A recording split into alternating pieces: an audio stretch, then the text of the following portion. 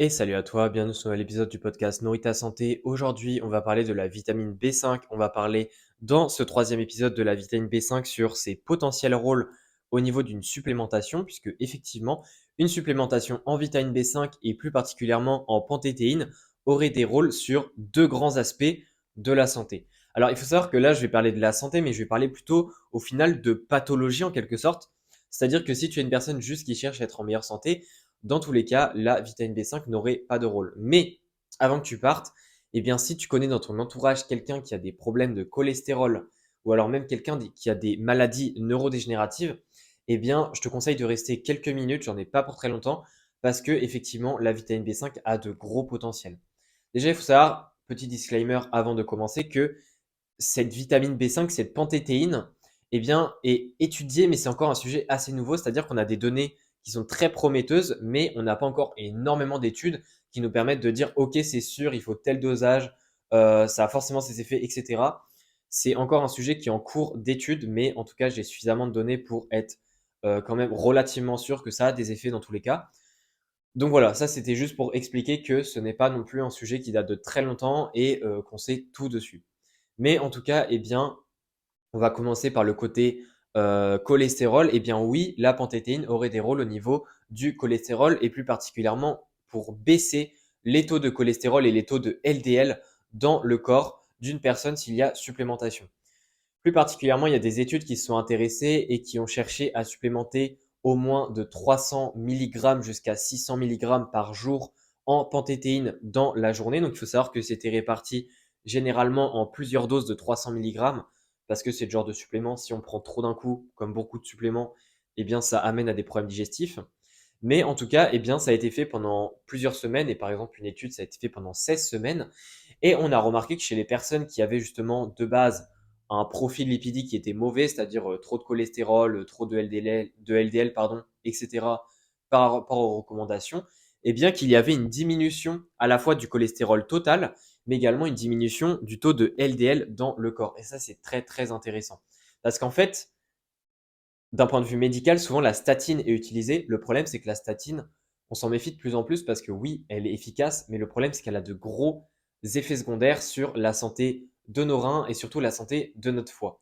Et en fait, la statine, même si c'est un médicament qui fonctionne, eh bien, il y a des effets secondaires et comme je l'ai dit, les dommages que ça va faire sur le foie ne sont pas réparables. Donc au final, on cherche quand même une alternative. Et ce qui est intéressant, c'est que la panthétéine, pour le moment, bah, on a remarqué que c'est très très safe. Il n'y a vraiment pas de problème au niveau du foie, etc. Il y a pas trop de soucis. Donc c'est quand même quelque chose qui est très très prometteur et que du coup, enfin, en tout cas, les études ont tendance à recommander que pour les personnes qui ont un taux de cholestérol qui est plus élevé de 2 grammes par litre, donc ça souvent tu vois ça sur les bilans sanguins, tu as la quantité totale, eh bien la panthétéine pardon, pourrait être très très intéressante. Donc ça déjà c'est la première chose. Deuxième chose, c'est au niveau des maladies neurodégénératives. Déjà, pour revenir vite fait au cholestérol, pourquoi est-ce que ça aurait un rôle? En fait, parce que, comme je l'ai dit dans le premier épisode sur cette petite série, eh bien, la vitamine B5 a un gros rôle dans le métabolisme des lipides et notamment dans l'oxydation. Et donc, le fait en fait, d'oxyder certains lipides également, d'intervenir dans le métabolisme des stéroïdes qui, notamment, est en lien avec le cholestérol, parce que le cholestérol est le précurseur de la testostérone, etc. Eh bien, on se doute bien que vu que en fait techniquement la vitamine B5 participe au fait de casser ces molécules, eh bien on se doute bien que oui, ça peut avoir effectivement un intérêt dans le fait de baisser le cholestérol notamment. Au niveau des maladies neurodégénératives, eh bien là, c'est un petit peu similaire. C'est lié au rôle, mais cette fois-ci par rapport aux glucides. En fait, les maladies neurodégénératives, le gros problème, eh bien, c'est que souvent, le métabolisme des glucides, c'est-à-dire le cycle de Krebs, les mitochondries, etc., fonctionne très mal. Et donc, il n'y a pas une production d'énergie qui est suffisante. Et ça peut être un des facteurs qui explique ces maladies neurodégénératives, ou du moins qui explique le fait qu'elles avancent, le fait qu'elles se développent encore plus d'année en année.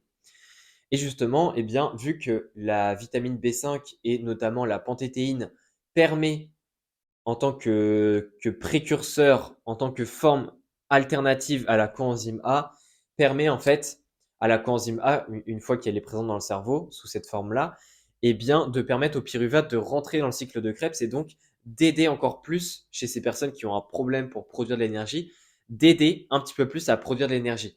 Et ça aurait des effets bénéfiques sur les maladies neurodégénératives, par exemple la maladie de Parkinson, d'Alzheimer également, des maladies plutôt liées au mood, donc tout ce qui est bipolarité, etc.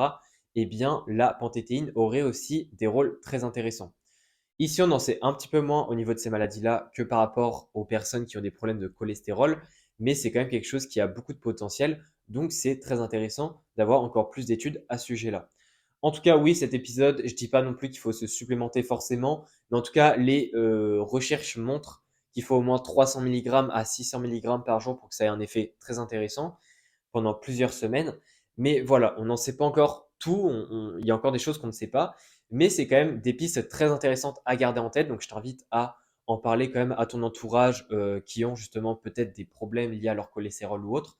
Et on se dit à la prochaine. Je te remercie d'avoir tout écouté sur la vitamine B5 et on se dit à très très vite.